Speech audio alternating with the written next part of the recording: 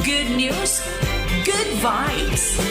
Oy! Nakaporte, good news na tayo ngayong Friday morning. Dalawang magkapatid na Pinay ang nagpamalas ng kanilang talino at husay sa larangan ng robotics sa katatapos lamang na Fibonacci Euro-Asia Robot Olympia 2025 sa Antalya, Turkey.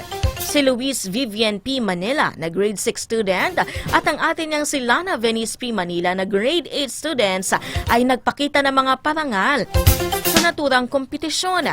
Ang sibling duo ay nanalo sa ikatlong pwesto sa drone rally, nakatanggap ng Special Jury Award sa Mini Sumobot at Jury Award sa Autonomous Drone Programming and Fast Line Following. Maliban dito, nagkamit rin ang ikatlong pwesto sa Fibonacci International Mathematics Olympiad si Lana Venice. Ang Olympiad ay isinagawa ng Fibonacci International para sa mga mag-aaral mula sa Europa at Asia na daan upang makapasok sa Global Finals sa Roma.